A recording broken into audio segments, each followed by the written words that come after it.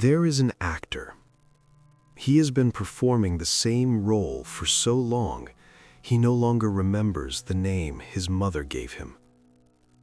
He knows his character's walk, his character's laugh, the precise way his character tilts his head when someone asks how he is doing. "Fine," the character says. Always fine. One night, alone in his dressing room, the curtain finally down, he looks into the mirror, and the face staring back at him is a stranger. That is the moment. That precise, quiet, devastating moment. Not a breakdown, not a screaming crisis, just silence, and a stranger in the mirror. You know this moment, don't you? Maybe it came at 2 a.m. when the house was quiet and the noise of your own life stopped being enough to drown it out. Maybe it came in the middle of a conversation, surrounded by people who call themselves your friends, and you realized with cold certainty that not a single one of them knows who you actually are. Because you don't know who you actually are. This is not a midlife crisis. This is not a bad week. It is the inevitable consequence of a war that has been waged inside you, quietly, without declaration, for most of your life. A war between the self you were born as and the self the world required you to become. And here, in this quiet, uncomfortable space, is where we are going to go together. Not to comfort you, to tell you the truth. Carl Jung gave it a name, the persona, from the Latin word for the masks worn by actors in ancient theater, the face you wear for the world. Most people think, yes, we all wear masks sometimes. It is natural. It is social grace. They are wrong. Or at least, they are not fully right. A mask worn consciously is adaptation. That is healthy. But what Jung was diagnosing was something far more insidious, the mask that grows into the skin, the mask you can no longer remove. How does this happen? It begins before you have the language to understand it. It begins in childhood. You were not born with a persona. You were born fully, catastrophically yourself, loud when you needed to be loud, fearful without apology, curious without restraint, angry without disguise. And then the world responded. A parent's silence, a classroom's laughter, the withholding of love as reward for compliance. You were a scientist of survival. You discovered which version of yourself received warmth, approval, and safety, and you became that version. The good child, the funny one, the responsible one, the one who never made trouble, the one who was fine, always fine. The role was assigned. You simply learned your lines. And here's the tragedy Jung spent his career trying to articulate. The persona is not a lie. The tragedy is what was buried in the process. Every trait the world found inconvenient, your rage, your grief, your softness, was taken from the stage, not destroyed. Nothing in the psyche is ever destroyed. Buried, in the dark, where it waits. Jung called what was buried the shadow, but we will not meet it yet. First, we must understand the full weight of the cage, the career you chose, the relationships you stayed in, the opinions you never voiced, the life you have never lived because it did not fit the character you agreed to play.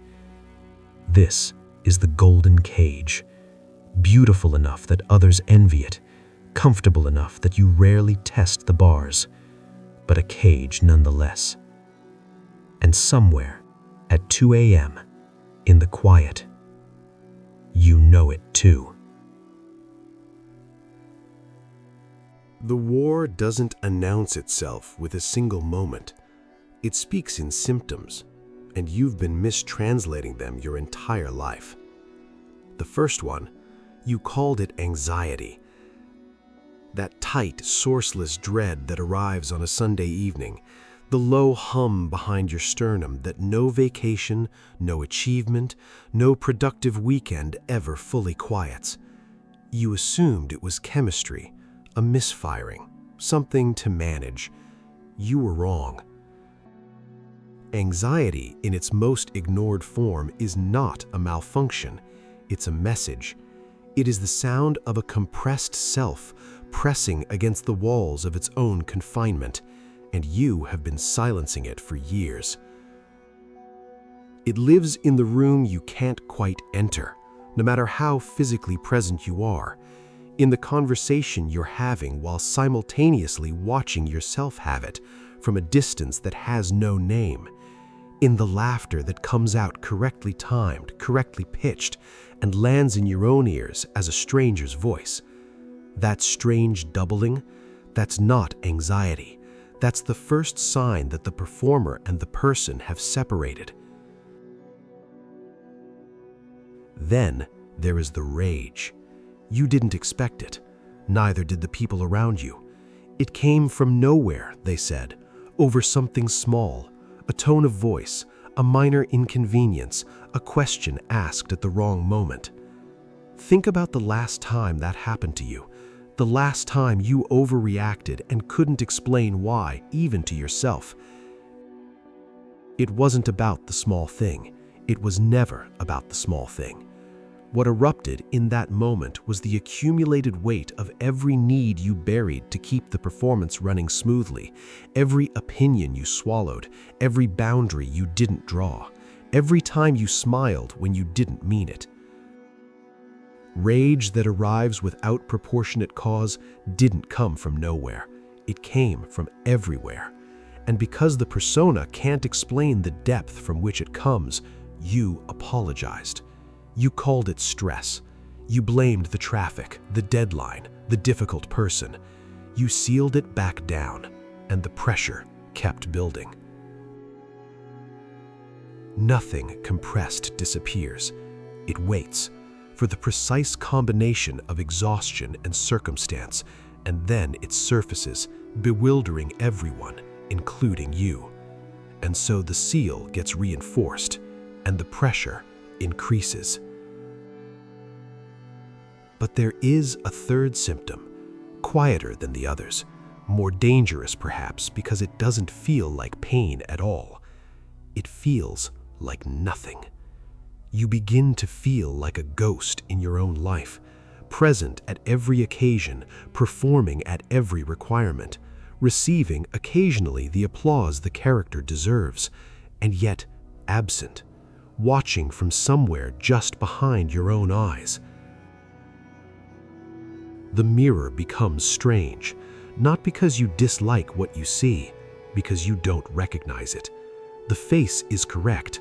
The features are yours by every measurable fact, but the person behind them, the one who should be looking out, isn't there.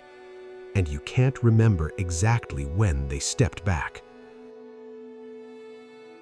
Psychology has a clinical name for one fragment of this experience: imposter syndrome.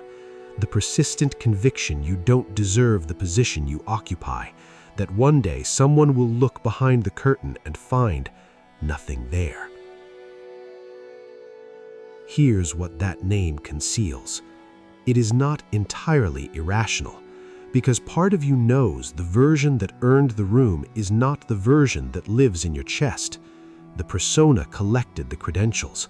The real self watched from somewhere far below, watched the performance receive what was, in some sense, owed to someone who was never allowed into the room. Jung didn't write lightly about what happens when a person spends a life inside the persona and never reckons with what was buried. He wasn't speaking of unhappiness. He was speaking of something closer to an interior death, a ceasing that doesn't show on the outside for a very long time. The body keeps performing. The calendar keeps filling. The character keeps receiving recognition, but the source, the living root from which genuine passion, genuine connection, genuine meaning grows, has been severed. And a severed root does not announce its death. It simply stops feeding. You have met these people. Maybe you are becoming one. The person who has everything the world considers sufficient and feels nothing the world considers relevant. Who laughs at the right moments, who says the right things, who is in every external measure fine, always fine. The tragedy isn't suffering. Suffering can be metabolized. Suffering has aliveness in it. The tragedy is numbness, the slow replacement of vitality with function, of meaning with performance. And the longer the war is denied, the more territory the persona claims. The corridor narrows, the doors close. But you are still here, still listening, and that matters more than you know. Because the door at the bottom of the staircase, it's still there. The light behind it is still on. You have been standing at the top of this staircase for years, perhaps decades. You have decorated the house above it. You have learned to walk past the door in the floor without looking down. You have become expert at the noise required to drown out what pulses beneath. But tonight, the noise has stopped, and the only direction left is down. What awaits behind this door is not what you feared. You prepared yourself for a monster. You imagined something disfigured, violent, something that would confirm every reason you had to keep it sealed. The truth is considerably more devastating than that.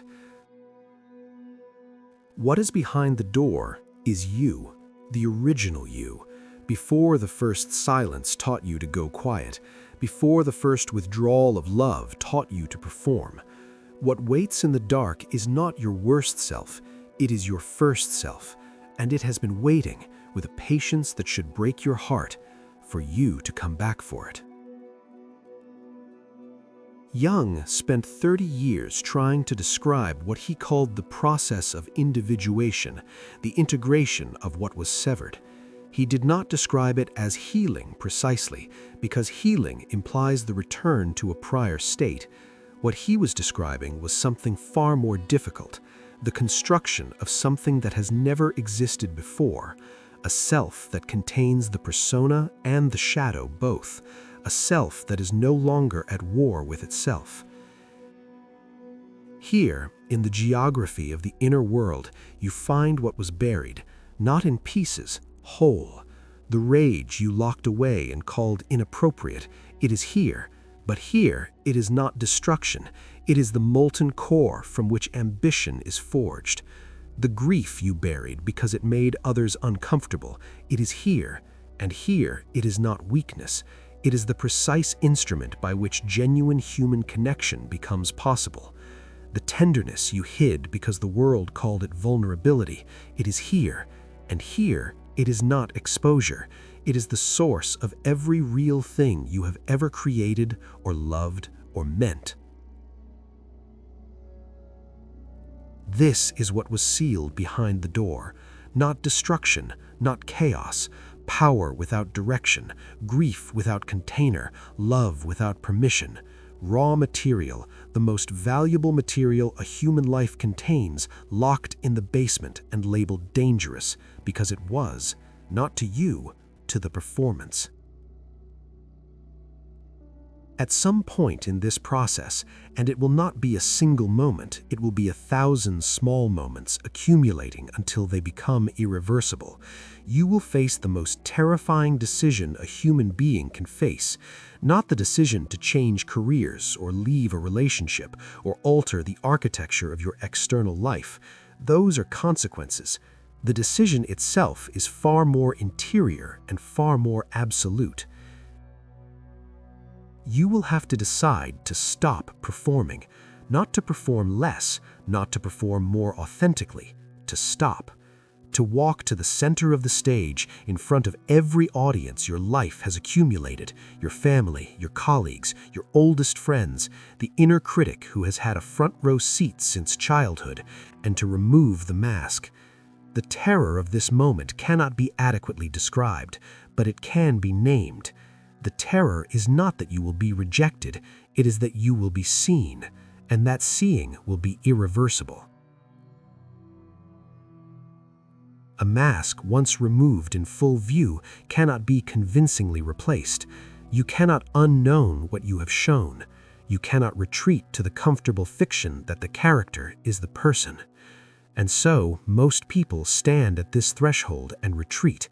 They have glimpsed the real self and found it too exposed, too ungoverned, too much. They return to the performance. They optimize the mask. They become better actors, and they call this growth.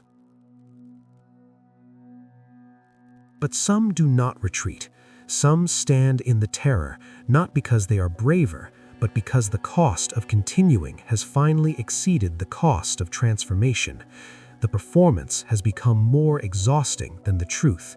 The cage has become more painful than the open field. And in that reversal of cost, something irreversible begins. The first thing you notice when the performance stops is not freedom, it is disorientation. The structures that constrained you were also the structures that told you who to be. Without the role, the question returns, raw and enormous and entirely yours. Who are you when no one is watching? Who are you when no one needs anything from you? Who are you beneath the name your life gave you? Integration does not mean the destruction of the persona. Jung was careful about this. The mask has genuine value. It is the instrument of navigation through a social world. What changes is not the existence of the mask, but your relationship to it. You put it on deliberately. You take it off deliberately. It lives in your hand, not on your face. What is forged in this process is a self that the world will not always recognize. This is important to understand before you begin. The people in your life have made peace with the character. They have organized their expectations around the persona you provided. When you begin to move differently, to speak from a different depth, to refuse what you previously absorbed, to want what you previously buried, there will be friction. There will be loss. Some people come to you for the service the mask provided. When the mask is no longer unconditionally available, they will leave. This is the price of authenticity. It is not a small price. Let no one who has walked this path tell you it was cost-free. The integrated self is not easier to inhabit than the persona. In many ways, it demands more. The persona ran on approval, a renewable fuel, provided you kept performing. The integrated self runs on something far less reliable and far more sustaining, the irreducible knowledge of who you actually are. Jung believed and spent a lifetime accumulating evidence for this belief that the unlived life does not disappear. It accumulates, it compounds, it finds expression in bitterness, in inexplicable dissatisfaction, in the particular ache of a person who achieved everything they were supposed to achieve and arrived to find the room empty. The actor who forgot his name will not recover it in a single night. He will find it the way lost things are usually found, not by searching with frantic urgency, but by going quiet enough to hear where it has been calling from all along. In the moments between performances, in the spaces before sleep, in the rare, disarming instances when something true is asked of him and the character does not have a prepared answer, and he must, briefly, terrifyingly, finally, speak for himself. You were not born to be legible to everyone. You were not built to be comfortable to inhabit. You were made in the original, unrepeatable configuration of your particular existence to be yours, not your parents' vision of you, not the market's preferred version of you, not the character the audience applauded longest. The only life that will not hollow you is the one lived from the inside out. The question is not whether you are brave enough to live it. The question is whether you can afford any longer not to.